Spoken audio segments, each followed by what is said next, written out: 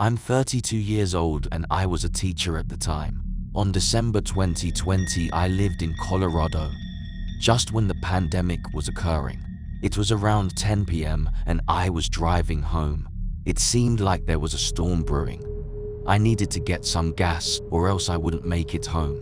I pull up to the quickest gas station I find. There was nobody on the road. The gas station buzzed with a fluorescent hum as I parked, the soft glow of the overhead lights casting an artificial warmth upon the asphalt.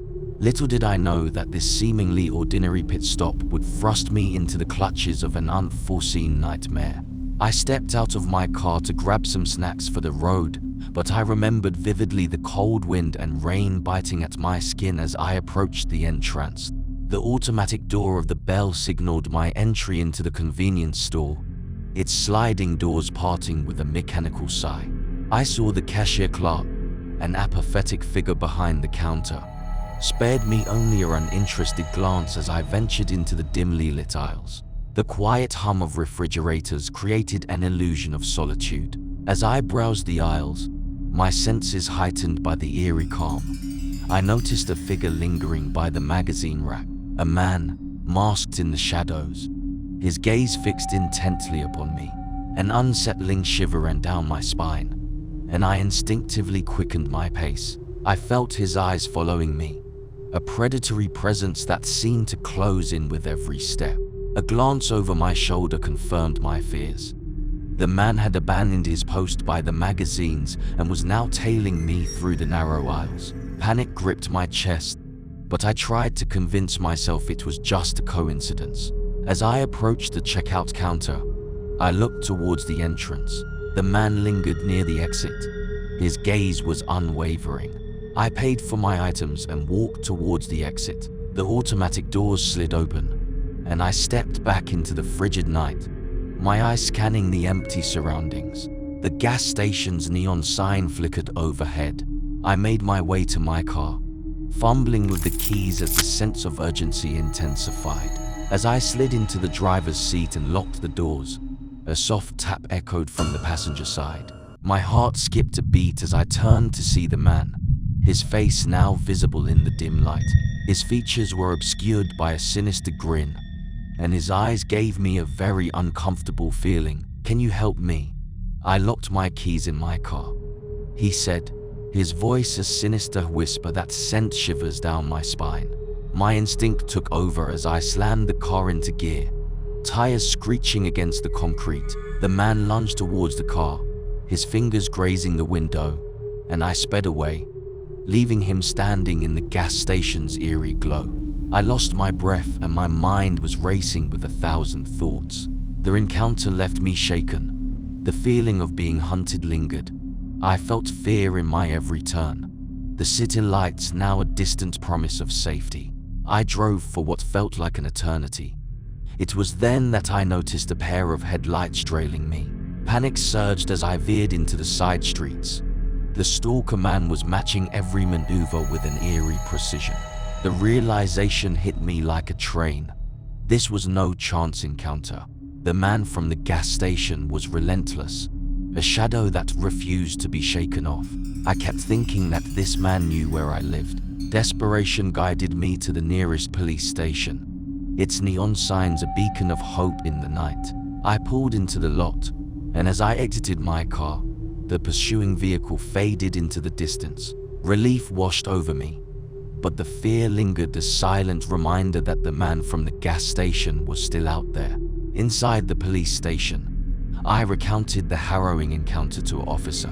They assured me they would investigate the incident, but the man's identity remained unanswered. The night wore on, and as the first light of dawn began to break, the police officer offered me a ride home.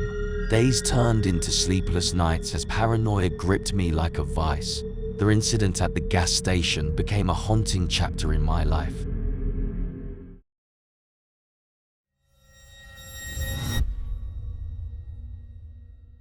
In 2018, I worked at a gas station in South Carolina. I've had worked there for a few years already. But one night on a rainy day, I experienced something that usually has never happened in this town. I was working a late shift from 10 at night until 6 in the morning, and little did I know that this stormy night would become a battleground between survival. It was late at night and no one around. The clock on the wall seemed to move at a slow pace, each tick-tock echoing the solitude of the empty store. I was killing time by watching YouTube videos when the doorbell chimed, announcing the entrance of a stranger. His silhouette emerged from the rain-soaked darkness. I saw a figure in a heavy hooded jacket, hiding his features. I was trying to see if I've seen him before. However, an uneasy knot tightened in my stomach as he approached the counter, his footsteps accompanied by the squeaky sound of his wet shoes. "Late night, isn't it?" I offered a courteous greeting, but the stranger's eyes, hidden beneath their hood's brim, betrayed no response. His silence gave me some bad vibes. He lingered by the snack aisle, eyeing the shelves with a restless intensity. My instinct screamed caution, but the dim lighting made it impossible to see the man's intentions. As he approached the counter, I could sense a subtle tension in the air.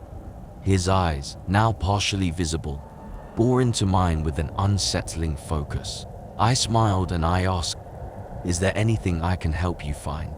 His response was a slow, deliberate movement, a concealed hand reaching for the shelf behind him. A glint of metal caught my eye, and the realization hit me like a lightning bolt. He was attempting to steal. Before I could react, the stranger pulled out a knife. He said, "Open the cash register and don't make a sound." Panic kicked in within me, but my training kicked in as well. My trembling fingers fumbled with the register, the metallic clinks echoing in the silence. The stranger's eyes never left mine. Just as he reached for the cash, a sound echoed from outside, a distant sound of a vehicle. The stranger's head snapped toward the door, his grip on the knife momentarily loosening.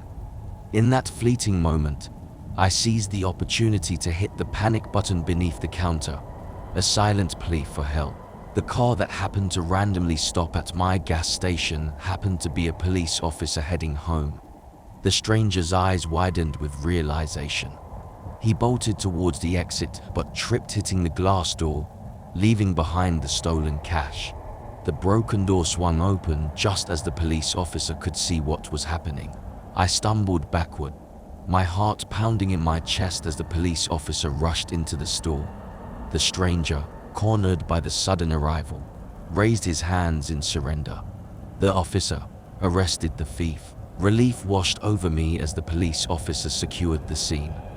As the officer escorted the thief out into the night, a calming quiet settled upon the gas station.